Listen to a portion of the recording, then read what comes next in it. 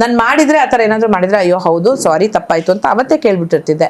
ನನ್ಗೆ ಆ ಥರ ಮನೆ ಓಡಿಯೋ ನಾನು ಹೋಗಿರೋದೇ ಒಂದು ತುಂಬು ಕುಟುಂಬಕ್ಕೆ ಮದುವೆ ಆಗಿ ಆಯ್ತಾ ನಿಜ ಜೀವನದಲ್ಲಿ.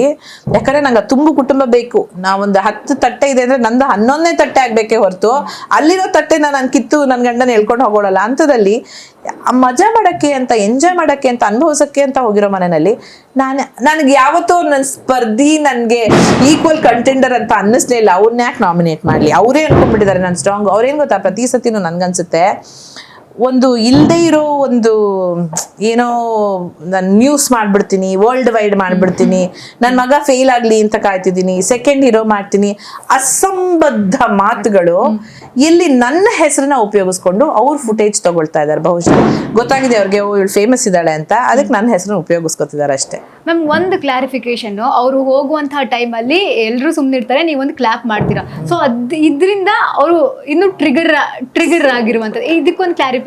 ನಾನು ಎಲ್ರಿಗೂ ಚಪ್ಪಾಳೆ ತರ್ತೀನಿ. ಏನ್ ಗೊತ್ತಾ, ಚಪ್ಪಾಳೆ is like you did well.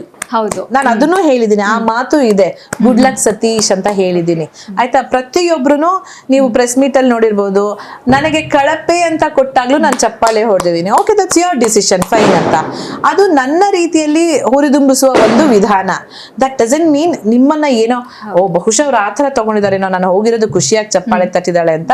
But ನನ್ನ ಉದ್ದೇಶ ಅದೇ ಅಲ್ವೇ ಅಲ್ಲ. ಇಷ್ಟು ದಿನ ಚೆನ್ನಾಗಿ ಆಡಿದ್ದೀರಾ, 2.5 ವಾರ ಇದ್ದೀರಾ, ಗುಡ್ ಲಕ್ ಅಂತ. ಯಾಕಂದ್ರೆ ಅವ್ರು ಯಾರನ್ನೂ ತಿರ್ಗೋ ನೋಡ್ತಾ ಇಲ್ಲ.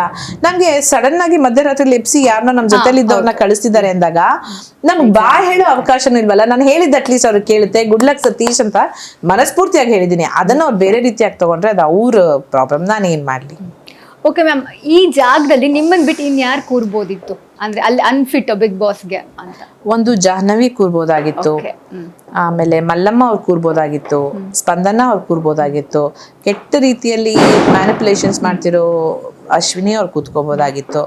ನಾನು ತುಂಬ ನಿಷ್ಠೆಯಿಂದ ನಿಜವಾದ ರೂಪದಲ್ಲಿ ಯಾವುದೇ ಕ್ಯಾಲ್ಕುಲೇಷನ್ಸ್ ಇಲ್ಲದೆ ಮ್ಯಾನಿಪುಲೇಷನ್ಸ್ ಇಲ್ಲದೆ ಆಡಿದ್ದೆ. ಇನ್ನೊಂದು ವಾರ ಆದರೂ ಚಾನ್ಸ್ ಕೊಡ್ಬೋದಾಗಿತ್ತು ನಮಗೆ, ಅಟ್ಲೀಸ್ಟ್ ನಿರೂಪಿಸೋಕ್ಕೆ. ನಮ್ಗೆ ನಿರೂಪಿಸೋಕ್ಕೆ ಚಾನ್ಸೇ ಸಿಗಲಿಲ್ಲ. ಕನ್ನಡ ಜನತೆ ಅದೊಂದನ್ನು ಯೋಚನೆ ಮಾಡಿ ವೋಟ್ ಮಾಡ್ಬೋದಾಗಿತ್ತು. ನೋಡೋಣ ಇನ್ನೊಂದು ವಾರ ಇಟ್ಕೊಂಡು ಉಳ್ಳ ಅಂತ ಮಾಡಲಿಲ್ಲ, ಕರೆಸ್ಬಿಟ್ರು ಹೊರಗಡೆ.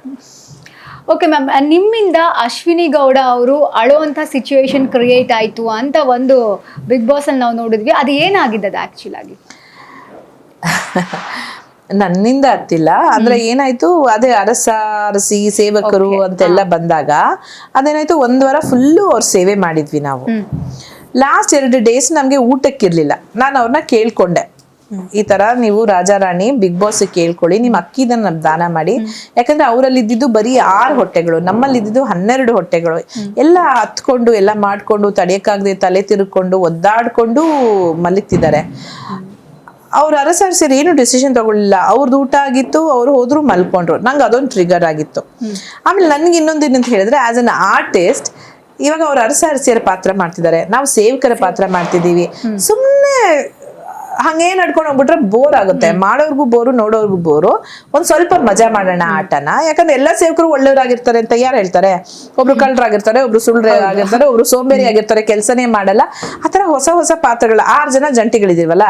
ಗಿಲ್ಲಿ ಹೇಗಿದ್ರು ತಮಾಷೆ ಮಾಡ್ತಾನೆ, ಇನ್ನು 5 ಕ್ಯಾರೆಕ್ಟರ್ ಮಾಡ್ಕೊಂಡು ನಾವೆಲ್ಲ ಮಾಡೋಣ, ದಂಗೆ ಹೇಳೋಣ ಅಂತ. ಅದಕ್ಕೆ ಮುಂಚೆನೆ ಸುಮ್ಮನೆ ತಮಾಷೆಗೆ ಪ್ಲಾನ್ ಮಾಡ್ತಿದ್ದು.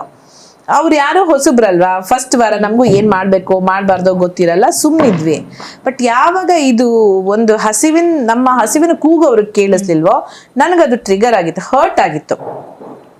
ಆಮೇಲೆ ವಾರದ ಕಥೆನಲ್ಲಿ ಕಿಚ್ಚ ಸರ್ ಬಂದ್ಬಿಟ್ಟು, ನೀವು ಜಂಟಿಗಳು ಏನ್ ಮಾಡ್ತಿದ್ದೀರಾ, ನಿಮ್ಮನ್ನ ಜಂಟಿಗಳ ಕಳ್ಸಿದ್ದೇ ಒಳ್ಳೇದು ಅಂತ ಹೇಳಿದಾಗ, ಕಿಚ್ಚನ ಚಪ್ಪಾಳೆ ಕರ್ನಾಟಕದ ಜನತೆಗೆ ಅಂತ ಹೋದಾಗ, ನಿಮ್ಮ ಅಸ್ತಿತ್ವ ಏನಿದೆ ಅಂತ ಕ್ವೆಶ್ಚನ್ ಮಾಡಿದಾಗ ಅದೆಲ್ಲ ಮನಸ್ಸಿಗೆ ಚುಚ್ಚಿತು. ಅಂದ್ರೆ ನಾವೇನು ಮಾಡ್ತಿಲ್ಲ ಅಂತ ಸರ್ ನಮ್ಗೆ ಹೇಳ್ತಿದ್ದಾರೆ, ನಾವೇನಾದ್ರೂ ಮಾಡ್ಬೇಕು.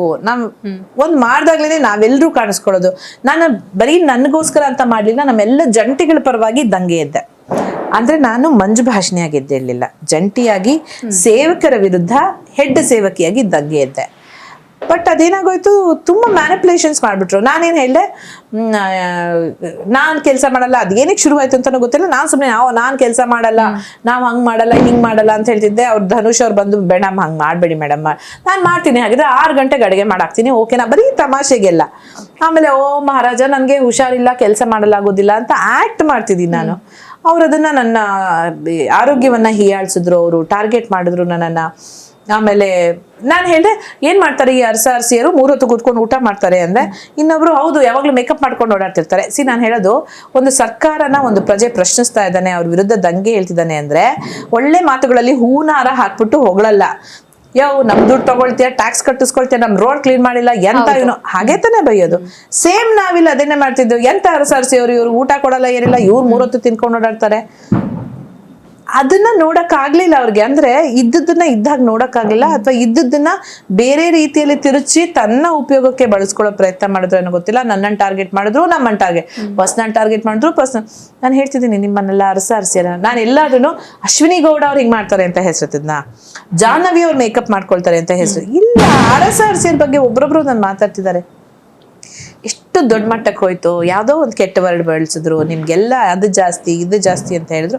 ಅಲ್ಲಿ ನನಗೆ ಮಂಜು ಭಾಷಿಣಿ ಟ್ರಿಗರ್ ಆಗೋಯ್ತು. ನಾನು ಹೇಳಿದೆ, ಅವ್ರಿಗೆ ಕೊಟ್ಟ ಪಾತ್ರ ಅವ್ರು ಮಾಡ್ತಿದ್ದಾರೆ, ಅದು ಸರಿ ಅನ್ನೋ ಹಾಗಿದ್ರೆ, ಅವ್ರು ನಮ್ಮ ಮೇಲೆ ದಬ್ಬಾಳಿಕೆ ನಡೆಸೋದು ಸರಿ ಅನ್ನೋ ಹಾಗಿದ್ರೆ, ನಮಗೆ ಕೊಟ್ಟ ಪಾತ್ರ ನಾವು ಮಾಡ್ತಾ ಇದ್ದೀವಿ, ನಮ್ಮ ವಿಧಾನದಲ್ಲಿ ನಾವು ವಿರೋಧ ವ್ಯಕ್ತಪಡಿಸ್ತಿದ್ದೀವಿ.